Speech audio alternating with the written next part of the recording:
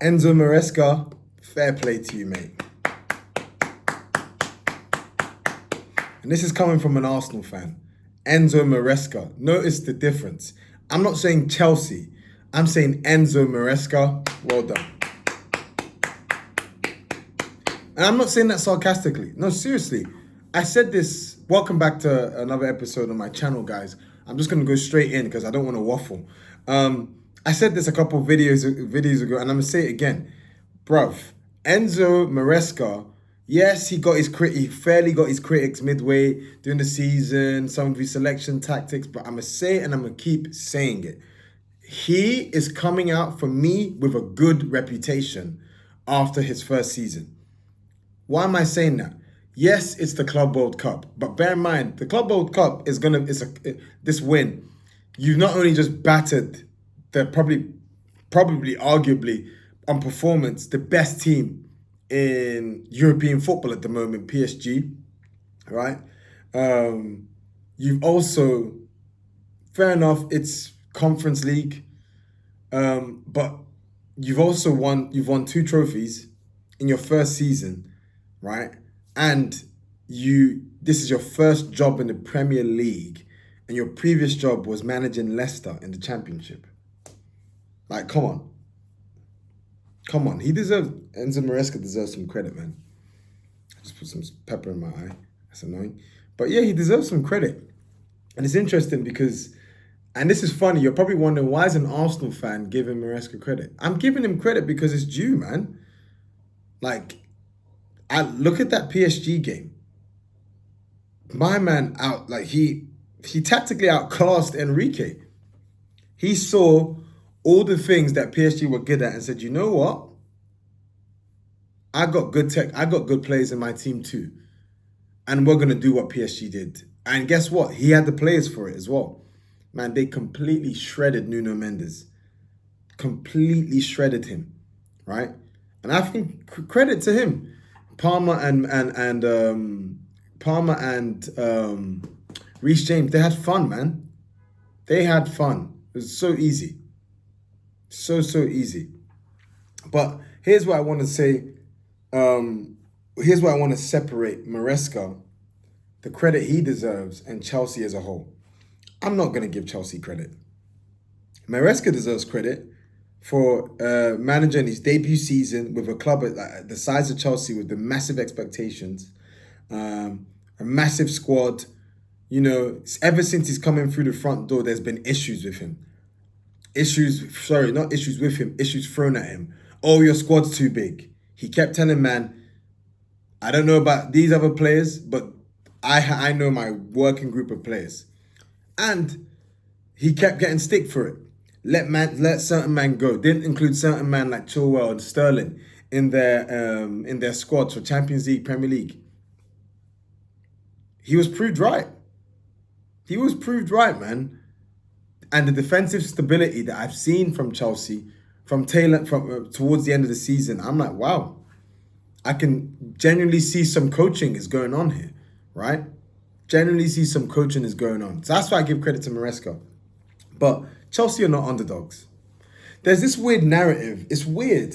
Even with PSG, they're the best team in Europe at the moment, but they've got the highest wage bill in Europe, by far. PSG have the highest wage bill, more than Real Madrid. PSG. Let that sink in. But we're not here to talk about PSG. All I'm just saying is just this underdog fairy tale. It's not. Chelsea spent 1.5 billion across 3 seasons. 1.5 billion. They have stockpiled on all the insanely good talent in Europe, and they keep doing it.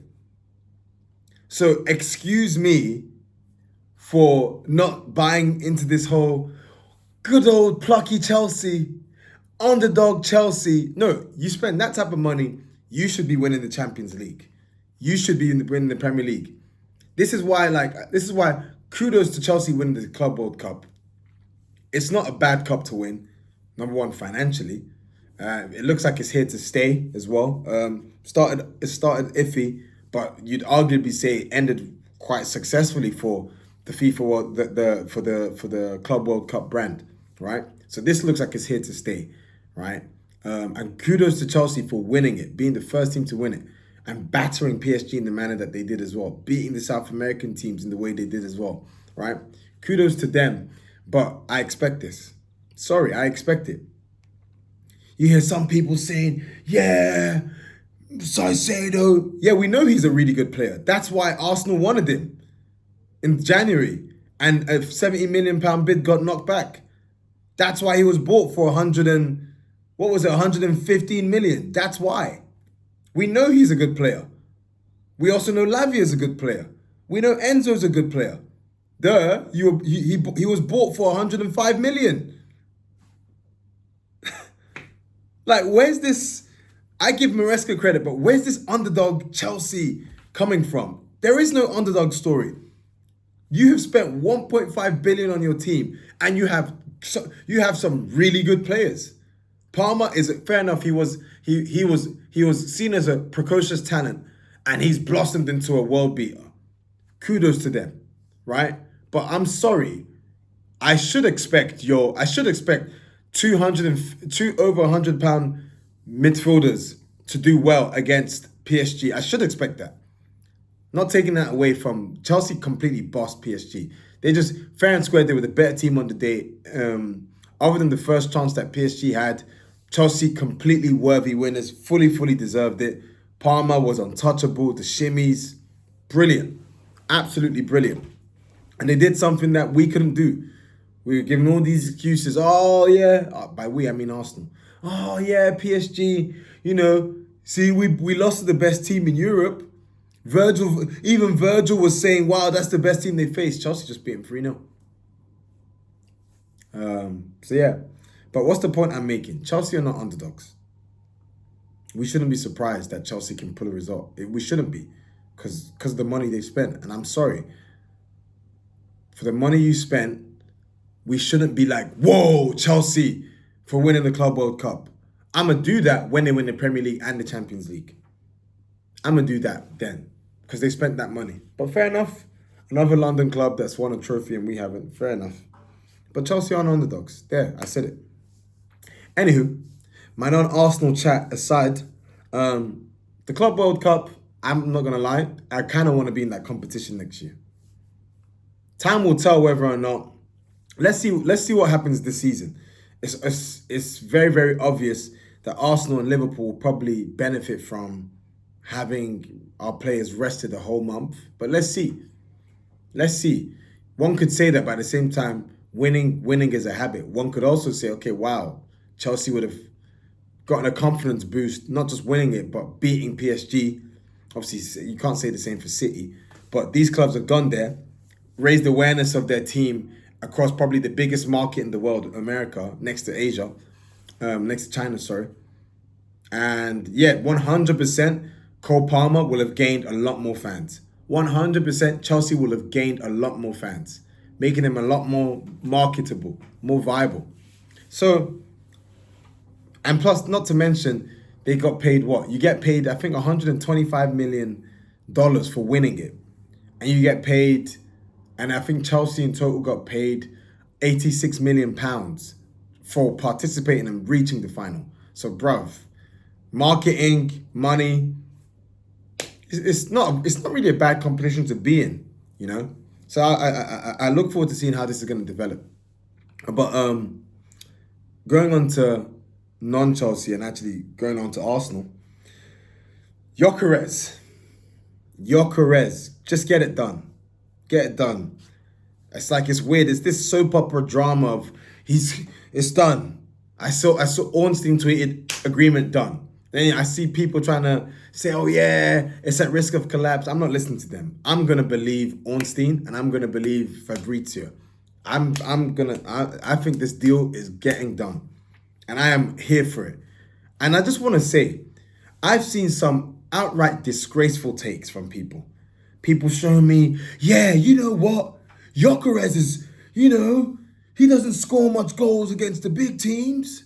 If you look at the amount of goals he scores them in a lower quality of league. Fair enough, Portuguese league tax. Yeah, all of that. I hear it. I hear all of that. I hear it. But my man is a goal scorer. He's a goal scorer. I've seen some weird takes. Weird takes about, oh yeah, he's not good in the air, doesn't score much headers. Kai Havertz is tall, he scores a few headers, but he's not amazing in the air. Is Jesus good in the air? Bro, these guys still get chances. They still get loads of chances. I don't care what anyone tells me. We haven't had a good gunman up top since Aubameyang. And prior to him, we did not have a good gunman on top since Van Persie. And prior to him, Henry. So, really and truly, Aubameyang left us 21-22 season. This is 4 to 5 years we've not had a good gunman up top. And people want to tell me all this, yeah, oh yeah, he pulls wide, and I don't care. I don't care. If we buy a player like that can finish, just give him the ball in the box, he will score goals. I don't listen to any of these internet trolls. You know who I listen to? Strikers. Strikers like Alan Shearer that say, this guy can finish, he's going to bang. That's who I'm going to listen to. It's just weird. Like, we live in this world now where people want a Firmino type of striker. Firmino was a good player, but that's not what Arsenal need. We need a finisher. So thank you very much. 63.5 million, including add-ons. Yes, please. That is a good deal.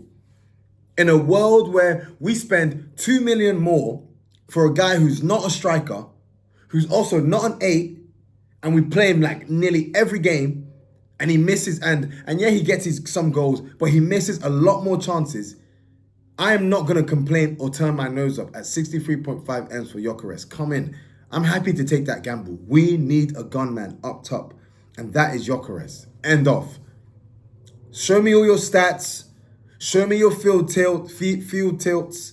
Show me your metrics. Show me all of these show me it. Show me all of this stuff about taking 6 and 7 touches before he gets a shot off. Show me all of that. I don't care. Show me that. I could not give a monkeys. I want a guy who can finish, who, when he gets the ball in front of goal, 8 to 9 times out of 10, he's packing it away. That's what we need. They said the same rubbish about Haaland.